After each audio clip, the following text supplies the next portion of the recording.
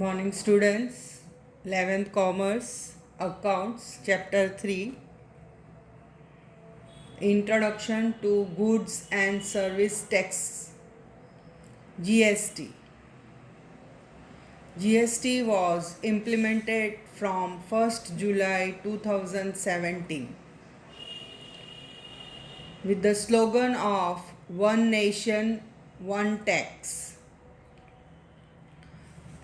There are two types of taxes, direct tax and indirect tax. Indirect tax was collected by the central government, state government and union territories government. Taxes like value added tax, then excise duty, custom duty, sale tax, purchase tax, entry tax, service tax, etc. These all are indirect taxes which were collected by the central government or state government or union territory governments. So, in order to eliminate all this complex system of taxes, that is central government, state government, UT and all different type of taxes, that is value added, VAT tax, custom tax, sale tax, purchase tax, all so many different types of taxes were there. So the system of tax was very complicated to the taxpayer and also to the government. So to make the system easy and simple, GST was introduced. So to eliminate such type of complexity in indirect taxes, instead of different provision of central government, state government, UT government, UT means Union Territory Government, new tax act was introduced and that was GST. GST means Goods Service Tax. And it was implemented on 1st July 2017 with the slogan One Tax, One Nation, One Tax. Entire operation and regulation of GST was done through GST Council. A council of members were there who are going to regulate this system. Central Goods and Service Tax is known as CGST. Central means C. State Goods and Service Tax is known, I have written in short, state is known as SGST. S means state GST. And integrated means outside the state. Integrated is known as IGST. I have put a dash so that easily you can remember. And Union Territory Tax, it is UT tax. So in this way, different types of taxes were introduced by the government to make the system of indirect tax easy. Now, GST and SGST are applicable for intra-state supply. That is, if you want to supply your goods or service within the state, suppose from Valsad to Surat or Vapi to Surat or Baroda or Ahmedabad in state. So if you want to transport or exchange your goods and service within the state, then CGST and SGST is applicable. UTGST and CGST for Union Territory supply transaction. Supply transaction means supply of goods and service. And IGST for interstate supply transaction. Interstate means from Gujarat to Rajasthan, Gujarat to Maharashtra, Gujarat to Madhya Pradesh, state-wise. Then you have to apply IGST. Down I have written GST slab, which we will need for working in the transaction. That is 5%, 12%, 18% and 28%. This is the slab given by the government. and this tax we will apply to the goods and service. It will be depending on whether it is state wise or outside the state or outside the other state. So 5%, 12%, 18% and 28%. So children, in this chapter you only have to remember the GST slab. GST slab will be given in the question. Only you should know what percentage you have to apply. Once again, I will explain you when we are doing the journal entries in the next chapter. So in this chapter only you have to know the date which it was implemented and the slogan and the different types of taxes, that is CGST, SGST, IGST and UTGST. For state we are using intrastate, and for UT we are going to use union territory, and IGST for interstate, that is state wise. This everything will be given in the question. Only this is a small introduction for you in the new syllabus. So with this we complete this chapter. This chapter will again be continued in the next chapter, that is journal entry and subsidiary books. At that time I will able to explain you better. Now the next fourth chapter is journal. Journal is the originally Latin word which means note or diary. And in French, journal means day and journal means daily record of transaction. So in the book in which you are going to record your business, financial, economic transaction daily, that book is known as journal. And journal is a fundamental book of double entry system. Journal is the main important fundamental book in the double entry system of accounting. As I have told you, in double entry system of accounting we are going to maintain this system of accounting because this system is more scientific and it is universally accepted, because it is based on the rules and principles.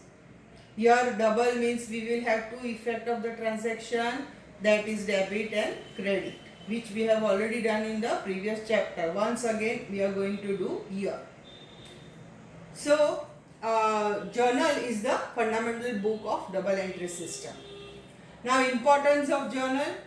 All the financial transactions are recorded in the chronological order, date wise, in the order. Then accounting information can be obtained quickly and easily because we are going to maintain the book, that is journal, in date wise, month wise, year wise. And also we will have different columns which when we will draw the specimen, that time we can come to know. So accounting information can be also kept as future records. Suppose in future, that is next year, if you want to know how much was sale in the month of January, you will able to compare that. So for future reference, accounting information will be available. Also posting becomes easy. What is posting? That we will learn in the next chapters. Errorless accounts can be maintained because of double entry system. In double entry system we have two columns, one of debit and the other one of credit.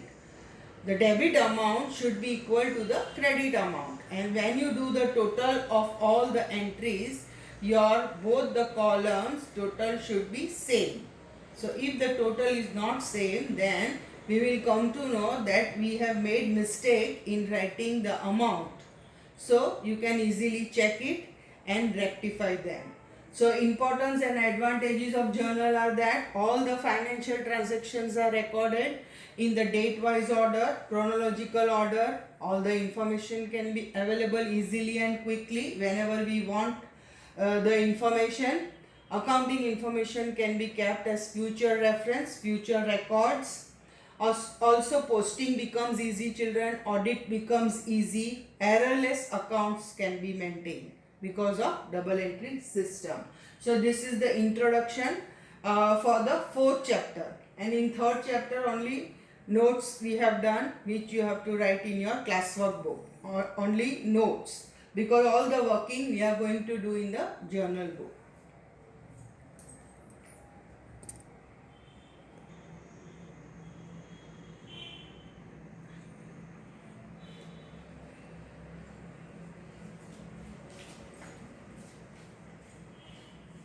Now I have drawn journal. This is a specimen for journal. Date, particulars, LF means ledger folio number, debit amount and credit amount. Here in date column we will write the date. In particular column we will write all the detail of the transaction. And LF, ledger folio number, we don't have any number. If we have to write, but mostly they don't give. What is this? Again I will explain you in the posting. That is when we will draw ledger. Ledger is also a book. Ledger folio number means you have to write the number on which the particular account will be posted. Okay. Debit amount and credit amount. So on top you will write whose journal you are writing. So journal of Mr. Ravi. Suppose Ravi is the owner. My first transaction I have written the serial number. Here you will write July 2020 first date. Here I have written in series, but you can write first. Now particulars. What is the transaction? Comments business, cash rupees 10,000. So here first what you should know, same like dual effect. How we have done 1, 2, in the same way we have to write. But how to write? To write is little bit different. So comments business with cash. Which are the two transactions which are affected? Which are the two accounts which are affected? One is cash and the second one is capital. And now you know cash comes in. So here you will write cash account debit. DR means debit. And amount will be in the cash column. Amount will be in the cash column. And then you will leave little space and then write T capital. To capital account. To capital account. And this capital account you will not write debit and credit. Only you will write to capital account. And in the same line you will write 10,000. So this is debit amount, and in the other column credit amount. And after writing the transaction we will write here being. Being comments business with cash. And what is this known as? After writing the transaction you will make the bracket and start with the word being. Being comments the business. This information is known as narration. Narration means the short information about the transaction. So whatever transaction you write, the same you have to explain down. So when you write being, you have to start with being. So it means being comments business with cash. It means this is the narration. It gives the information about the above transactions which took place in July 1st. So this is the information. Second one, purchase goods 5,000. Now purchase goods 5,000. First what you have to decide, what type of transaction it is? Cash. It is a cash transaction. Why? Because the word cash is not used and the name of the person is also not used. So it is a cash transaction. So you will write second, and I told you purchase account is always debited. So why that we have learned the rules. Purchase means goods comes in. So purchase account debit. You will leave little space and write to cash account. To cash account. And here you will put dash, and in debit amount you will write 5,000, same line, and 5,000 in the credit. This you will write credit. Then again you will write being purchase goods cash, being purchase goods on cash. So this is known as narration, which give the information about the transaction. Third one, same way, purchase goods of 2000 from Sunil. Now what type of transaction it is? Cash or credit? Credit. Why? Because the name is given. So I told you that instead of cash word, the name of the person will come. That is Sunil. So purchase account is always debited. You will write purchase account debit to Sunil's account. Apostrophe S, Sunil's account. Debit column, in that same line you will write 3000 and here 3000. And narration you will write being purchase, in short, purchase goods on credit. Being purchase goods on credit. Okay.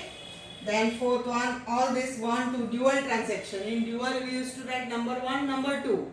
But here we will write in the proper way. Sold goods for cash. Again, what type of transaction it is? Cash. So what one account will be? Cash. And sales I told always for number 2 means sales is always credited. So here you will write cash account, debit, and leave little space to sales account, and debit column you will write how much is the amount here for sales, 3000. In the same line, here also same line. And what you will write here? Narration being goods sold for cash. This. Okay. Next one, sold goods to Anil. Now this is which transaction? Credit. Credit means the name will come instead of cash. So instead of cash you will write Anil's account to sales. Sales will be credited always. Purchase will be debited always. You don't have to learn now. And the amount is 2000. Here also 2000. And what you will write? Narration being goods sold on credit. Being goods sold on credit. The word being should be starting, that is the first word. And then you have to write the information about the transaction. In the same way, children, sixth one, paid salary. Paid salary is which type of transaction? Cash. So one account will be cash and salary, and paid means expense, salary is expense. So all the expenses are debited. So number 1 you will write salary, and then you will write to cash. So salary account debit to cash account. And then the next one is received interest. Received means our income. So cash comes in. So cash account debit to interest account. So you will write this way.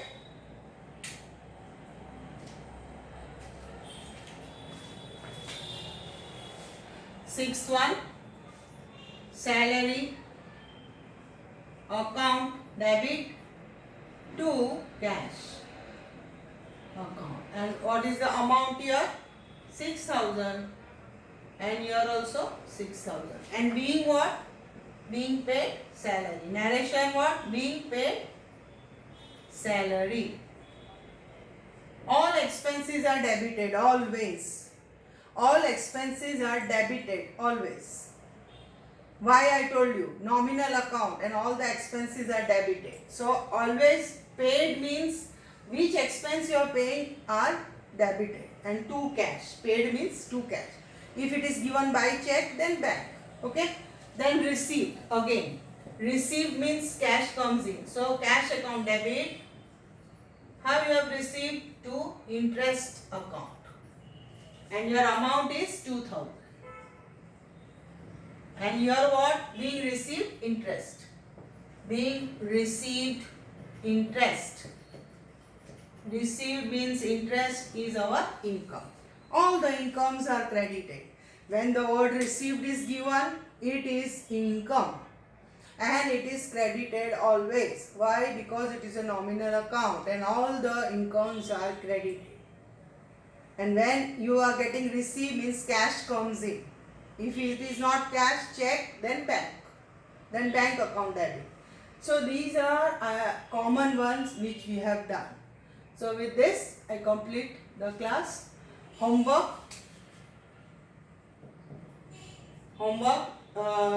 Do exercise and write chapter 2 GST chapter. Write GST chapter 3 notes and